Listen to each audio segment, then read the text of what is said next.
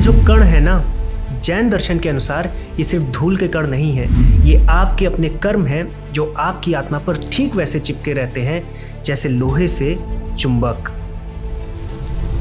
जैन मुनियों के अनुसार किसी भी सच पर 7 अलग अलग तरीके से पहुंचा जा सकता है, लेकिन जिस भी सच पर आप पहुंचते हैं आप कह नहीं सकते कि वो पूरा सच है, क्योंकि कोई भी सच केवल आपका सच होता है। तो साथियों, जैन फिलॉसफी के इस एडवेंचर पर निकलने के लिए आप तैयार हो जाइए, क्योंकि आज हम जानेंगे कि आत्मा की साइज क्या होती है, कर्म के कणों को बटोरा कैसे जाता है और क्या है जैन धर्म का अनेकांतवाद और स्यादवाद। तो आप सभी हाइपर क्वेस्ट चैनल को सब्सक्राइब कर लें। अब बिना किसी देरी के आज के एडवेंचर को शुरू करते हैं।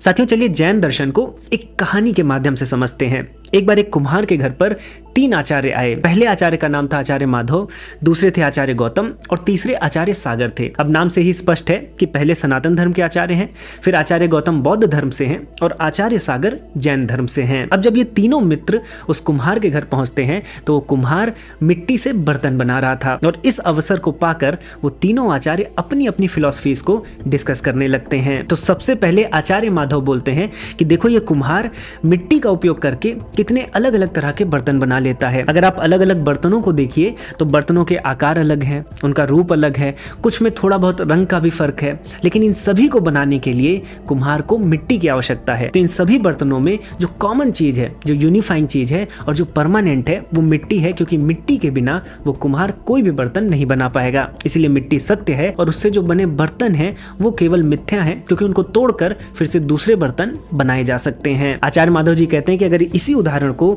मैं दुनिया में लगा दूं तो दुनिया में नाना प्रकार की चीजें हैं, सबका रूप अलग है, आकार अलग है, रंग अलग है और ये नित्य बदल रही हैं, लेकिन इन सभी में ब्रह्म उसी तरह से उपस्थित है जैसे सभी बर्तनों में मिट्टी है। इसीलिए ब्रह्म सत्य है और जगत मिथ्या है। तो यहाँ पर आचार्य माधव जी का कहना है कि प्रत्येक चीज में 2 चीजें होती हैं, एक तो सब्सटेंस होता है जिससे वो बनी होती हैं और दूसरा उनकी क्वालिटीज होती हैं, उनका आकार, रंग, रूप जो बदलते रहता है। अब जो सब्सटेंस है, जो मिट्टी है, वो नहीं बदलता है, वो सत्य है, वो ब्रह्म है, लेकिन जो आकार है वो चूंकि बदल जा रहा है तो असत्य है। तो सब्सटेंस परमानेंट है, इसलिए सब्सटेंस सत्य है और क्वालिटीज जो हैं वो असत्य हैं। लेकिन इस विचार से आचार्य गौतम जी अपनी सहमति नहीं जताते। वो पूछ बैठते हैं आचार्य माधव से कि आचार्य माधव जी, आप बता रहे हैं कि किसी भी चीज में सब्सटेंस होता है और क्वालिटीज होती हैं।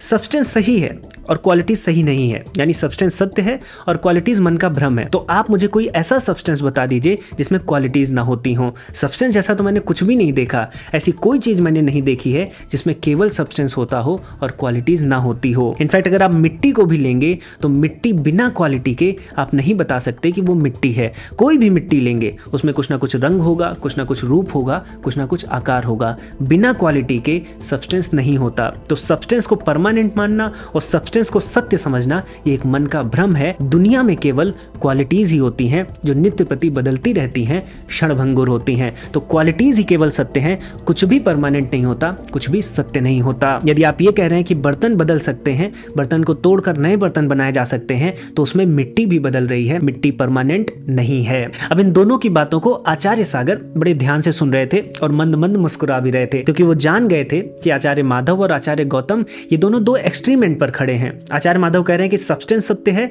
क्वालिटीज असत्य है। वहीं पर आचार्य गौतम ये बोल रहे हैं कि सब्सटेंस होता ही नहीं है, क्वालिटीज ही होती हैं, वही सत्य है। तो आचार्य सागर यहाँ पर अपने मित्रों से कहते हैं कि मित्रों, ऐसा भी नहीं है कि केवल सब्सटेंस सही है, क्वालिटीज सही नहीं होती, या ऐसा भी नहीं कि सब्सटेंस होता नहीं, केवल क्वालिटीज होती हैं और वही सत्य है।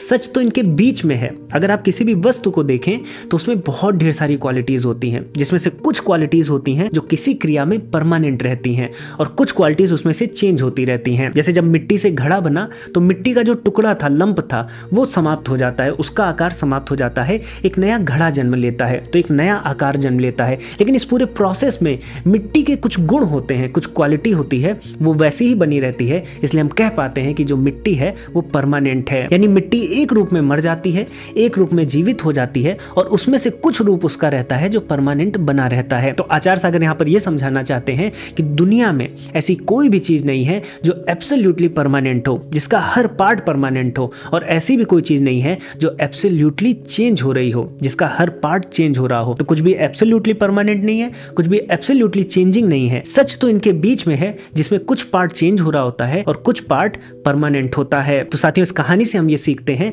कि जो जैन धर्म है, वो सनातन धर्म और बौद्ध धर्म, ये दो जो एक्सट्रीम व्यूज हैं, इनके बीच का रिकंसाइलिएशन है और यहीं से जैन धर्म के अनेकांतवाद का जन्म होता है। आइए अनेकांतवाद को समझते हैं। तो साथियों, हमने ये समझ लिया कि जैन धर्म के अनुसार किसी भी चीज में कुछ परमानेंस होती है और कुछ चीजें चेंज होती रहती हैं। यही जैन धर्म का मौलिक सिद्धांत है और इसी सिद्धांत के आधार पर अनेकांतवाद का जन्म होता है। अनेकांतवाद क्या कहता है? अनेकांतवाद ये कहता है कि किसी भी वस्तु का एक सत्य नहीं होता, अनंत सत्य होते हैं और जिस भी सत्य की आप बात कर रहे होते हैं वो बहुत लिमिटेड सेंस में कर रहे होते हैं, किसी एक पर्सपेक्टिव में कर रहे होते हैं। आप कभी भी किसी भी वस्तु का पूरा सच नहीं बता सकते। इसको एक एग्जाम्पल से समझते हैं। मान लीजिए कि आपके हाथ में एक जग है और आपने उस जग के बारे में एक स्टेटमेंट दिया कि जग मेटालिक है। अभी जो स्टेटमेंट है, ये जो सत्य है, ये सत्य कंप्लीट नहीं है, क्योंकि मेटल तो बहुत ढेर सारे होते हैं। अगर मान लीजिए जग सोने का है और किसी ने लोहे का समझ लिया तो ये असत्य सिद्ध हो जाएगा। इसलिए आपको बोलना पड़ेगा कि मेरे पास सोने का जग है जो कि मेटालिक है। लेकिन अब ये स्टेटमेंट भी पूरा सच नहीं है, क्योंकि सोना कैसा है? 18 कैरेट का है, 22 कैरेट का है, ये कैसे पता चलेगा? तो ये भी पूरा सच नहीं है। तब आपको ये बोलना पड़ेगा कि मेरे पास सोने का मेटालिक जग है जो कि 18 कैरेट का है, लेकिन फिर भी ये पूरा सच नहीं है।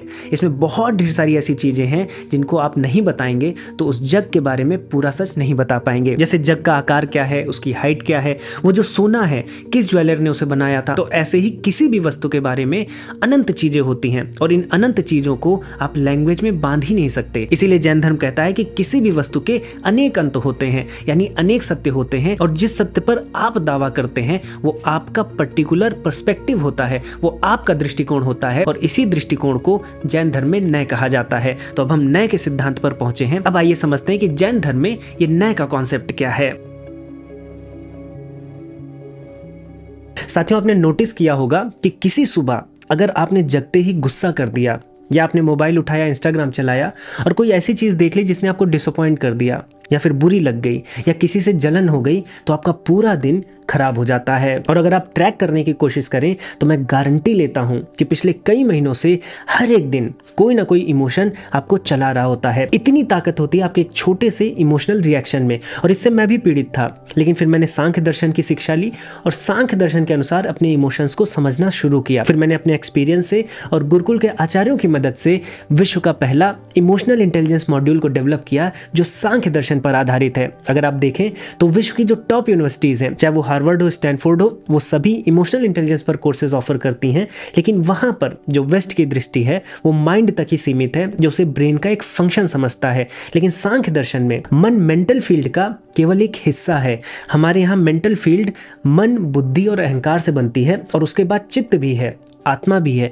तो इस पूरे फ्रेमवर्क को जब हम समझेंगे तो हम समझ पाएंगे कि हमारे अंदर जो क्रोध है, जो क्रोध के बीज हैं, या हमारे अंदर जो ईर्ष्या है, जो हमारे अंदर लोभ है, जो हमारे अंदर एडिक्शन है, वो कहाँ से जन्म लेता है, वो हमारे चित्त में कहाँ से आता है और अगर हम इनसे परेशान हैं तो कम से कम समय में हम इनसे कैसे बच सकते हैं। और साथ ही इस मॉड्यूल में आपको केवल सुनना नहीं है, आपको प्रत्येक सप्ताह एक्टिविटीज कराई जाएंगी। आप अपनी इमोशनल हेल्थ को ट्रैक करेंगे और हमारी टीम क्लोजली गाइड करेगी आपको इस टॉक्सिक इमोशनल ट्रैप से बाहर लाने के लिए। और इसको हम प्रारंभ करते हैं एक पर्सनैलिटी टेस्ट से। हम सांख्य दर्शन के 3 गुणों के आधार पर आपकी पर्सनैलिटी पर एक रिपोर्ट बनाते हैं, जहां आप अपनी स्थिति को, अपने आप को बेहतर समझ पाते हैं। उस पर आपको कौन सी एक्टिविटीज करनी है, कौन सी नहीं करनी है, ये डिसाइड होता है। कौन सी डाइट आपको लेनी है, किस तरह के रंगों का उपयोग करना है, इन सभी के माध्यम से आपकी जो इमोशनल हेल्थ है उसको इंप्रूव किया जाता है। तो अगर आप लंबे समय से इमोशनल प्रॉब्लम से जूझ रहे हैं तो आज ही इस यात्रा को प्रारंभ करें। लिंक और डिटेल्स आपको नीचे कमेंट सेक्शन और डिस्क्रिप्शन बॉक्स में मिल जाएगी। आप कम से कम प्रोफाइलर टूल को अवश्य यूज करें, आपको अपने बारे में बहुत कुछ जानने को मिलेगा। अब आइए वीडियो में आगे बढ़ते हैं। तो साथियों, जो आपका पर्सपेक्टिव होता है, दृष्टिकोण होता है किसी चीज को लेकर, उसको जैन धर्म में नय कहा जाता है। और ये 2 प्रकार के बताए गए हैं, एक द्रव्य नय होता है और एक पर्याय नय होता है। द्रव्य नय क्या होता है? द्रव्य नय में जब आप किसी चीज को यूनिफाइड तरीके से बताते हैं, आप उसकी क्वालिटीज को अलग अलग नहीं देखते और उसकी क्वालिटीज को अलग अलग डिफाइन नहीं करते, बल्कि ढेर सारी क्वालिटीज को एक साथ बताते हैं। जैसे पुस्तक होती है तो पुस्तक में बहुत ढेर सारे पेज होते हैं, वो सिली गई होती है, उसकी कवरिंग होती है, लेकिन आप उसको ऐसे नहीं बोलते कि 50 प्रिंटेड पेपर की सिली हुई चीज जिस पर हार्ड कवर है ऐसी वस्तु मुझे दे दो। आप सीधे कहते हैं कि मुझे पुस्तक दे दो। तो ये जो तरीका है, ये जो दृष्टिकोण है, इसको द्रव्यनय कहते हैं। और ये सनातन धर्म का तरीका है कि हमने सब कुछ को ब्रह्म कह दिया। हमने एक यूनिफाइंग थ्योरी दी और उसमें हमने बोला कि सब कुछ ब्रह्म है, मैं भी ब्रह्म हूं। और जो दूसरा नय है वो पर्याय नय है। पर्याय नय में हम क्या करते हैं, हम यूनिफाइड तरीके से चीजों को नहीं देखते, हम सेपरेट सेपरेट देखते हैं। हम अगर बुक को देखेंगे तो हम बुक के पन्नों को देखेंगे, उसके अक्षरों को देखेंगे, उसकी बाइंडिंग को देखेंगे और अलग अलग तरीके से चीजों को देखेंगे। हम यूनिफिकेशन नहीं करते। ये बुद्धिस्ट लोगों का तरीका है जिसे जैन धर्म में पर्याय नय कहा जाता है। अब साथियों अगर आप देखेंगे तो द्रव्य नय और पर्याय नय ये आगे चलकर और भी प्रकार बनाते हैं। जैसे द्रव्य नय में 3 प्रकार होते हैं और पर्याय नय में 4 प्रकार होते हैं। तो आइए द्रव्य नय को समझते हैं। अब साथियों द्रव्य नय और पर्याय नय को समझने के लिए मैं एक एग्जांपल लेता हूं, आपको अच्छे से समझ में आएगा। द्रव्य नय 3 प्रकार के होते हैं। पहला होता है नैगम नय, दूसरा संग्रह नय और तीसरा व्यवहार नय। मान लीजिए एक बच्चा कुछ खरीद रहा है और आप उसके पास जाते हैं और पूछते हैं कि आप क्या खरीद रहे हो, और बच्चा कहता है कि मैं भगवान को चढ़ाने के लिए आम खरीद रहा हूं। तो ये नैगम नय है। इसमें बच्चा आम में इतना इंटरेस्टेड नहीं है कि आम कैसा है, कितने रुपए का है। उसका तो संकल्प निश्चित है कि मुझे आम भगवान को चढ़ाना है। तो ये जो दृष्टिकोण है जिसमें आप वस्तु पर केंद्रित नहीं है बल्कि जो आपका संकल्प है या वस्तु की जो उपयोगिता है उस पर ज्यादा आप केंद्रित हैं, तो उसे नैगम नय कहा जाता है। दूसरा होता है संग्रह नय। मान लीजिए आपके पूछने पर वो बच्चा कहता कि मैं फल खरीद रहा हूं, तो यहां उसने आम को फल की कैटेगरी में रख दिया, यानी एक ब्रॉड कैटेगरी बनाई और उसमें बात को कर दी। तो जब आप ब्रॉड कैटेगरी में बात करते हैं और स्पेसिफिक्स में नहीं जाते तो उसे संग्रह नय कहते हैं। और तीसरा होता है व्यवहार नय। व्यवहार नय क्या होता है, जब आप व्यवहार पर केंद्रित होते हैं, जब आप उस वस्तु के गुणों में इंटरेस्टेड रहते हैं। जैसे कि मान लीजिए आप उस बच्चे के पास जाते और बच्चा कहता कि मैं अल्फांसो आम खरीद रहा हूं जो कि 50 रुपए किलो है। तो यहां पर बच्चा आम में इंटरेस्टेड है कि आम किस प्रजाति का है, कितने रुपए का है, कैसा है। तो ये व्यवहार नय है, यानी हम अपनी डेली लाइफ में कैसा व्यवहार करते हैं, ये वो दृष्टिकोण है। और यहाँ पर जैन धर्म का मानना है कि ये अलग अलग दृष्टिकोण अलग अलग आचार्यों के रहे हैं, चाहे वो सनातन धर्म हो या बौद्ध धर्म हो। जैसे कि जब मैं बात कर रहा था नैगम नय की, तो जैन धर्म का मानना है कि जो न्याय और वैशेषिक के आचार्य हैं वो नैगम नय रखते हैं। जब वेदांत के आचार्यों की बात होती है तो संग्रह नय रखते हैं, और जब सांख्य के आचार्यों की बात होती है तो वो व्यवहार नय रखते हैं। और ऐसे ही जो बौद्ध धर्म के आचार्य होते हैं वो पर्याय नय का जो पहला प्रकार है ऋजु सूत्र, वैसा दृष्टिकोण रखते हैं। ऋजु सूत्र में क्या होता है कि अगर वस्तु की वर्तमान स्थिति पर चिंतन किया गया है, वर्तमान स्थिति पर दृष्टिकोण रखा गया है, तो ऋजु सूत्र होता है। जैसा कि बौद्ध धर्म वर्तमान में ही रहता है क्योंकि वो मानता है कि सब कुछ क्षण भंगुर है, सब कुछ आ रहा है जा रहा है, तो मैं वर्तमान में ही फोकस करूंगा। अगर वो बच्चा जिससे आप पूछने गए थे कि वो क्या खरीद रहा है, वो ये कहता कि मैं कच्चे आम खरीद रहा हूं, मुझे अचार बनाना है, तो वो आम की वर्तमान स्थिति पर केंद्रित है। आम कल पकेगा नहीं पकेगा उससे उसको मतलब नहीं है। आम आज कच्चा है, अभी कच्चा है, मैं इससे अचार बना लूंगा। ऐसा दृष्टिकोण अगर वो रखता है तो पर्याय नय का पहला प्रकार है ऋजु सूत्र, जैसा कि बौद्ध धर्म के आचार्य भी रखते हैं। तो जैन धर्म के अनुसार ये जो नय का सिद्धांत है ये हमें दिखाता है कि जो दूसरे आचार्य हैं, चाहे वो सनातन धर्म के अलग अलग संप्रदायों के आचार्य हों या बौद्ध धर्म के आचार्य हों, वो अपना अपना लिमिटेड दृष्टिकोण रखते हैं जिनको नय कहा जाता है। और ये जितने भी आचार्य हैं, यदि ये किसी सत्य का कथन करते हैं, किसी सत्य पर दावा करते हैं, तो पूर्ण सत्य नहीं है, वो बस उनका दृष्टिकोण है, उनका नय है। और यहीं से जन्म होता है जैन धर्म में स्याद्वाद का। आइए स्याद्वाद को भी समझते हैं।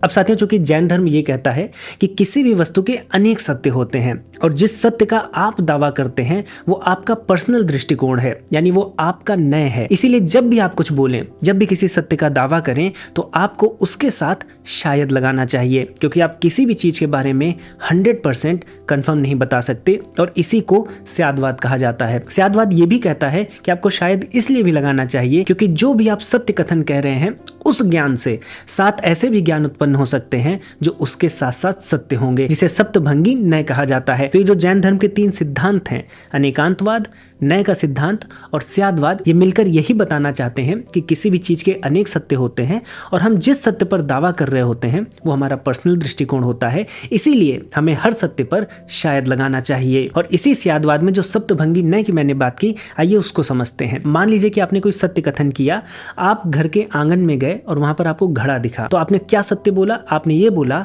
कि घड़ा आंगन में है। अब मान लीजिए कि कोई व्यक्ति आंगन में नहीं जाता, वो रसोई में जाता, तो उसको घड़ा वहां नहीं दिखता, तो ये बोलता कि घड़ा रसोई में नहीं है। तो ये भी कथन जो है उस घड़े के बारे में सत्य है। तो जो आपने सत्य बोला था वो कंप्लीट सत्य नहीं है, क्योंकि घड़े का आंगन में होना इस बात को भी प्रदर्शित करता है कि घड़ा रसोई में नहीं है। तो आप पॉजिटिव भी बोल सकते हैं, निगेटिव भी बोल सकते हैं, और इसके साथ साथ पॉजिटिव और निगेटिव दोनों बोल सकते हैं कि घड़ा आंगन में है, इसका मतलब घड़ा दुकान में नहीं है। इसके साथ साथ अगर आप पॉजिटिव ही बोल रहे हैं तो पॉजिटिव में भी आप 100% नहीं बता सकते। आपने घड़ा देखा आंगन में, लेकिन आप ये नहीं कह सकते कि जिस घड़े को आपने देखा वो सही घड़ा था, वो त्रुटिपूर्ण नहीं था, वो पूरी तरह से सटीक बना हुआ था। इसलिए भी आपको अपने स्टेटमेंट में शायद लगाना चाहिए। इसके बाद अगर आप कंफर्म भी करते हैं कि वो घड़ा है, तब भी आप बहुत कुछ नहीं बता सकते। उस घड़े में कुछ और भी चीजें हो सकती हैं। तो घड़ा है आंगन में, लेकिन घड़े के भीतर क्या है आप नहीं बता सकते। तो पॉजिटिव बोलते हुए भी आप बहुत कुछ नहीं बता सकते। अब इसके बाद निगेटिव बोलते हुए भी आप बहुत कुछ नहीं बता सकते। जैसे आप सीधे दुकान में गए या रसोई में गए, वहां पर आपको घड़ा नहीं दिखा, तो इससे आप ये भी नहीं बता सकते कि घड़ा कहाँ है। घड़ा आपको रसोई में नहीं दिखा, लेकिन आपको नहीं पता है कि घड़ा कहाँ है। इसके साथ साथ आप पॉजिटिव भी बता सकते हैं, निगेटिव भी बता सकते हैं, तब भी बहुत सी चीजें हैं जो आप नहीं बता सकते। जैसे आपने सुबह घड़ा देखा आंगन में, लेकिन शाम में नहीं देखा। आप पॉजिटिवली बता रहे हैं कि आपने आंगन में घड़ा देखा था, अब आपको नहीं दिख रहा, और इसके साथ साथ आप ये भी नहीं बता सकते कि अभी घड़ा कहाँ है। तो घड़े को लेकर अगर आपको सत्य बताना है तो ये आपके लिए इम्पॉसिबल है। आप जो कुछ भी बोलेंगे वो केवल अपने पर्सपेक्टिव में बोलेंगे, अपने नए में ही बोलेंगे। इसलिए आपको हर एक कथन के साथ शायद लगाना चाहिए, यही स्यादवाद है। तो साथियों, ये जैन धर्म के बेसिक प्रिंसिपल्स थे, सिद्धांत थे, जिनको हमने समझा। अब आइए समझते हैं कि जैन धर्म में ईश्वर, जीव, आत्मा, कर्म के सिद्धांत, इन सब चीजों को कैसे देखा जाता है, जैन आचार्य क्या मानते हैं, आइए समझते हैं। अब साथियों, जैन धर्म के अनुसार दुनिया में जितनी भी वस्तुएं हैं उनको दो कैटेगरी में बांटा जा सकता है। पहला है जीव, दूसरा है अजीव। और ये नाम से ही स्पष्ट हो रहा है कि पहले लिविंग बींग्स हैं और दूसरे नॉन लिविंग बींग्स हैं। और इसमें भी जो लिविंग बींग्स हैं, जिनमें जीवन है, उनमें माना गया है कि ये जीवन फंडामेंटल प्रिंसिपल है। ये जीवन शरीर से नहीं आ रहा है, ना ब्रेन से आ रहा है। जो जीवन है वो खुद में एक फंडामेंटल एंटिटी है जिसको आत्मा कहा जाता है। लेकिन जो जैन धर्म की आत्मा है और जो सनातन धर्म की आत्मा है, इसमें कुछ समानताएं भी हैं और कुछ विषमताएं भी हैं, कुछ विरोधाभास भी है। जैसे जैन धर्म में माना जाता है कि आप अपनी आत्मा को इंट्रोस्पेक्ट करके, मेडिटेशन करके देख सकते हैं, लेकिन सनातन धर्म में माना जाता है कि आप आत्मा को कभी नहीं देख सकते, बल्कि ये तो आत्मा है जिसके माध्यम से आप देखते हैं। तो ये बेसिक फंडामेंटल डिफरेंस है जैन धर्म और सनातन धर्म में। फिर अगर आप जैन धर्म की आत्मा को देखेंगे तो यहाँ पर आत्मा को अनंत संख्या में माना गया है, यानी बहुत ढेर सारी आत्मा होती हैं। और जैन धर्म ये मानता है कि कुछ आत्माएं शुद्ध होती हैं जिन्हें मोक्ष प्राप्त हो चुका है, और कुछ आत्माएं जो होती हैं वो जीव के शरीर में वास करती हैं। अब जो आत्माएं शुद्ध होती हैं वो अनंत होती हैं, उनमें अनंत ज्ञान होता है, अनंत दर्शन होता है, अनंत आनंद होता है, अनंत शक्ति होती है। लेकिन जो जीव के अंदर आत्मा होती है वो सीमित शक्ति के साथ होती है, सीमित ज्ञान के साथ होती है, सीमित आनंद के साथ होती है। तो ये कॉन्सेप्ट हमें थोड़ा थोड़ा सनातन धर्म से भी मिलता जुलता दिखता है। सनातन धर्म में भी जो आत्मा होती है शुद्ध रूप में सर्वव्यापी होती है, सर्वदृष्टा होती है, और उसमें पूर्ण ज्ञान होता है, वो शुद्ध होती है। लेकिन जीव के अंदर जो आत्मा होती है वो माया के कारण जीव के अंदर सीमित हो जाती है, संकुचित हो जाती है। ऐसे ही जैन धर्म में भी जो अनंत आत्मा होती है वो कर्म के कारण जीव के अंदर संकुचित रहती है, सीमित रहती है। और यहाँ पर एक और इंटरेस्टिंग बात यह है कि जैन धर्म में माना जाता है कि आत्मा का आकार होता है, जबकि सनातन धर्म में आत्मा निराकार है, उसका कोई आकार नहीं होता। लेकिन जैन धर्म में हर एक आत्मा अपने जीव के ही आकार की होती है, यानी एक हाथी की आत्मा हाथी के आकार की होती है, एक चींटी की आत्मा चींटी के आकार की होती है, और हमारे आप जैसे मनुष्यों की आत्मा मनुष्य के आकार की होती है। और इसके पीछे ये रीजनिंग दी जाती है कि चूंकि आत्मा ही अनुभव करती है और हम हेड से लेकर टो तक, सिर से लेकर पैर तक सेंसिटिव होते हैं, इसलिए हमारे पूरे शरीर में आत्मा का प्रवाह है, पूरे शरीर में आत्मा फैली होती है। इसलिए आत्मा का आकार जीव के आकार के ही जितना होता है। अब साथियों, सनातन धर्म में जो अनुभव है वो एक श्रृंखला में होता है। पहले इंद्रियां ग्रहण करती हैं इंफॉर्मेशन को, उस इंफॉर्मेशन को इंद्रियां मन को देती हैं, मन बुद्धि को देता है, और बुद्धि चेतना यानी आत्मा को देती है। लेकिन अगर आप जैन धर्म में आएंगे तो जैन धर्म में अनुभव सीधा आत्मा को होता है, क्योंकि जैन धर्म ये मानता है कि आत्मा में अनंत दर्शन की शक्ति होती है, वो किसी भी अनुभव को कर सकती है। और हम ये भी नहीं कह सकते कि आत्मा के पास कितनी इंद्रियां हैं, ये तो मनुष्य रूप में 5 इंद्रियों के माध्यम से, यानी 5 जगहों के माध्यम से आत्मा अनुभव को ग्रहण कर रही है। यानी 5 जगहों पर वो चीजों को हटाकर पर्दों को हटाकर झांक रही है, ऐसा जैन धर्म मानता है। और इसीलिए इंद्रियों की संख्या के आधार पर जैन धर्म में जीवों को कैटेगराइज किया गया है। जैसे वो मानते हैं कि जो सबसे निम्न जीव हैं वो पेड़ पौधे हैं जिनमें एक ही इंद्रिय होती है, स्पर्श की। इसके बाद वर्म्स आते हैं जिनके पास 2 इंद्रियां होती हैं, स्पर्श की और रस की। इसके बाद चींटी आदि जीव आते हैं जिनमें 3 इंद्रियां होती हैं, स्पर्श की, रस की और गंध की। और इसके बाद मधुमक्खी जैसे जीव आते हैं जिनमें 4 इंद्रियां होती हैं, स्पर्श की, रस की, गंध की और रूप की। इसके बाद वर्टिब्रेट्स आते हैं, मैमल्स आते हैं जिनके पास 5 इंद्रियां होती हैं, स्पर्श की, रस की, गंध की, रूप की और शब्द की। और अंत में मनुष्य और देव आते हैं जिनके पास 5 इंद्रियों के साथ साथ मन भी होता है। और साथ ही यहाँ पर एक और इंटरेस्टिंग बात यह है कि जैन धर्म मानता है कि हमारी प्रकृति में एक और प्रकार के अत्यंत सूक्ष्म जीव होते हैं जिन्हें निगोद कहा जाता है। और इन निगोद जीवों में अनंत आत्माएं होती हैं। तो जैसे जैसे आत्माएं मोक्ष को प्राप्त करके स्वतंत्र हो जाती हैं, इस संसार से मुक्त हो जाती हैं, वैसे वैसे इस संसार में नई आत्माओं को जन्म देते हैं ये निगोद जीव। और ये जो नई आत्माएं होती हैं ये अपनी प्रवृत्ति के अनुसार नई योनियों में जाकर जीव रूप को धारण कर लेती हैं। तो साथियों, हमने जैन धर्म में आत्मा और जीव के कॉन्सेप्ट को समझ लिया। और साथियों, हमने ये भी जाना था कि जो शुद्ध आत्मा है वो कर्म बंधन के कारण जीव के अंदर सीमित हो जाती है। तो आइए कर्म के सिद्धांत को भी जैन धर्म के अनुसार समझते हैं।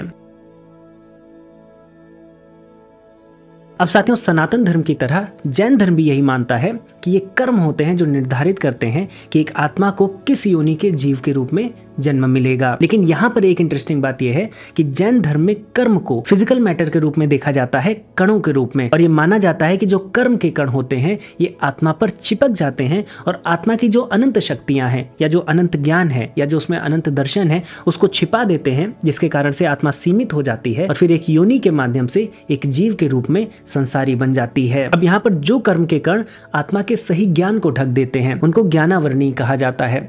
और जो कर्म के कण आत्मा के सही अनुभव को, सही दर्शन को ढक देते हैं उन्हें दर्शनावरणी कहा जाता है। ऐसे ही जो कर्म के कण आत्मा के आनंद को ढक देते हैं उन्हें वेदनीय कहा जाता है। और जो कर्म के कण आत्मा की विवेक शक्ति को, यानी सही और गलत में भेद करने की शक्ति को ढक देते हैं उन्हें मोहनीय कहा जाता है। और इन 4 कर्म के कणों के अलावा 4 कर्म के कण और होते हैं। एक आयुष्क कर्म के कण होते हैं जो आपकी आयु निर्धारित करते हैं। फिर नाम कर्म के कण होते हैं जो आपका शरीर निर्धारित करते हैं। फिर गोत्र कर्म के कण होते हैं जो आपका परिवार, आप किस देश में पैदा होंगे, आपका एनवायरनमेंट और सराउंडिंग कैसा होगा वो निर्धारित करते हैं। और इसके बाद एक अंतिम प्रकार के कर्म के कण होते हैं अंतराय कर्म, जो आपके अंदर अच्छा करने की शक्ति है उस पर वो आवरण डाल देते हैं, इसके कारण से आप बुरे कर्म करते हैं। अब साथियों, यहाँ पर जैन धर्म मानता है कि प्रत्येक मनुष्य अपने मन, वाणी और शरीर से नित्य प्रति कर्म को जन्म देता है। ये कर्म पहले तो भाव कर्म होते हैं लेकिन फिर ये द्रव्य कर्म में बदल जाते हैं, यानी कण रूप में परिणित हो जाते हैं और फिर आत्मा से चिपक जाते हैं।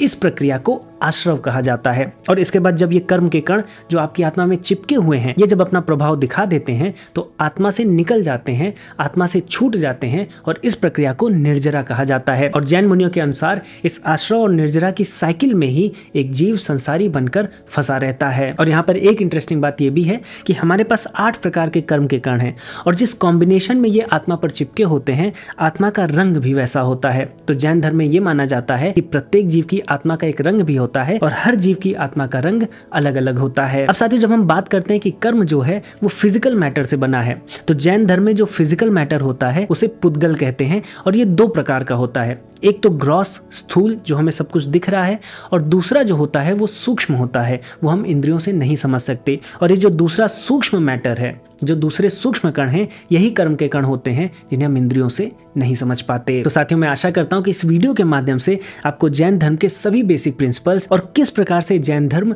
सनातन धर्म और बौद्ध धर्म इन दोनों धर्मों से अलग है ये बहुत ही आसानी से समझ में आया होगा। और साथियों, आप सभी शिक्षण पर अभी जाकर पर्सनैलिटी टेस्ट दीजिए जो हमने सांख्य दर्शन के अनुसार डेवलप किया है और आपको उसके बाद अपने बारे में बहुत कुछ जानने को मिलेगा। और अगर आप इमोशनल समस्याओं से जूझ रहे हैं तो हमने भारतीयों के लिए भारतीय दर्शन के द्वारा इमोशनल हेल्थ को कैसे इंप्रूव किया जाए इस पर मॉड्यूल बनाया है, एक्टिविटीज डाली है। आप उसको भी ज्वाइन करके अपनी फास्ट पेस लाइफ में अपने इमोशंस पर कंट्रोल पा सकते हैं और एक बेहतर जीवन की तरफ बढ़ सकते हैं। लिंक और डिटेल्स आपको नीचे कमेंट सेक्शन और डिस्क्रिप्शन बॉक्स में मिल जाएगी। और साथियों, अगर आपको ये वीडियो पसंद आई है तो अपने दोस्तों में, अपने परिवार में इस वीडियो को शेयर करें और हाइपरक्वेस्ट यूट्यूब चैनल को भी सब्सक्राइब कर लें। साथियों, इसी के साथ इस वीडियो को, इस विषय को यहीं पर दूंगा विराम। अब मैं मिलूंगा एक नए टॉपिक के साथ नई वीडियो में।